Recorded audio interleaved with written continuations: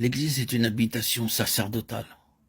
Vous vous rappelez qu'il a été dit que les vêtements du souverain sacrificateur devaient être pour gloire et pour ornement, beauté. Exode 28:2.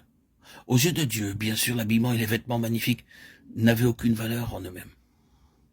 Les vêtements peuvent seulement être représentatifs de quelque chose de beaucoup plus grand. Il n'y a rien qui, même en prenant la forme d'un magnifique apparat, puisse impressionner Dieu, quoique cela puisse beaucoup influencer et impressionner les hommes. Cependant, Dieu dit que ces vêtements sacerdotaux devaient être pour la gloire et pour la beauté. Le mot beauté pourrait aussi bien être traduit par honneur. Dans Jean 17, nous avons la prière du souverain sacrificateur. Le Seigneur Jésus va vers l'autel, la croix, et ensuite il va traverser les cieux et parvenir jusqu'au trône.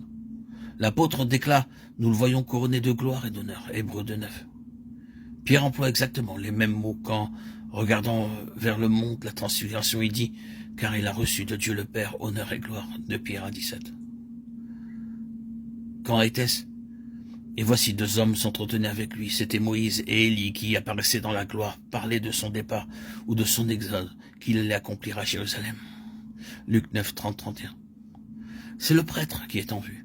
Nous ne pouvons pas aborder maintenant ce qui caractérise le souverain sacrificateur de l'exode après la sortie d'Égypte.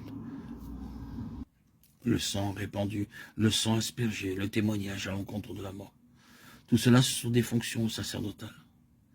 Mais l'aspect essentiel, c'est que tout cela est rassemblé dans le Seigneur Jésus comme souverain sacrificateur. La gloire et l'honneur résident dans l'œuvre sacerdotale. Quel est le service sacerdotal? C'est encore cet aspect de la satisfaction de Dieu concernant la justification et la destruction du terrain de la mort et du jugement comme étant quelque chose de spirituel. Zacharie déclare, il sera sacrificateur sur son trône. Zacharie 6:13. C'est un cumul de fonctions que vous ne trouverez pas très souvent dans la Bible. Mais il est vrai que Jésus réunit les deux, le roi et le prêtre, dans sa propre personne. Il est roi parce qu'il est prêtre, pour la raison qu'il a accompli toute l'œuvre sacerdotale qui consiste à traiter le péché et l'injustice et à satisfaire Dieu. Il est intronisé comme prêtre sur son trône et il est roi. Nous avons seulement regardé le livre des Actes, mais nous remarquons que tout est là.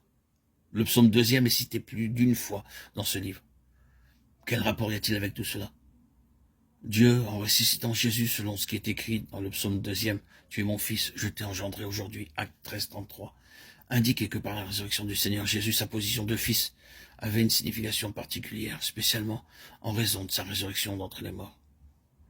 Si Jésus n'avait pas été ressuscité d'entre les morts, est-ce que Dieu l'aurait reconnu comme son fils? Je ne rejette pas le fait qu'il a toujours été le Fils de Dieu.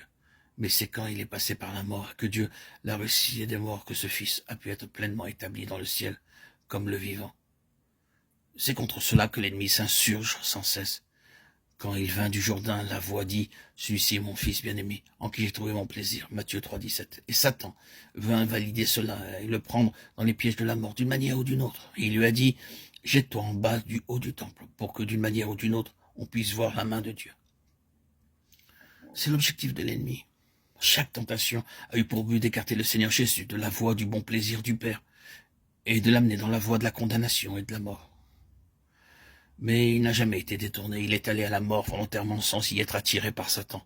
Je donne ma vie, personne ne me l'ôte, ni homme, ni diable, mais je la donne de moi-même. J'ai le pouvoir, la puissance de la donner, et j'ai le pouvoir de la reprendre. Tel est l'ordre que j'ai reçu de mon Père. Jean 17, 18. Dieu ressuscitant Jésus selon ce qui est écrit dans le psaume 2e. Tu es mon fils. Je t'ai engendré aujourd'hui. Psaume 2:6, Acte 13, 33. Jean 10, 17, 18.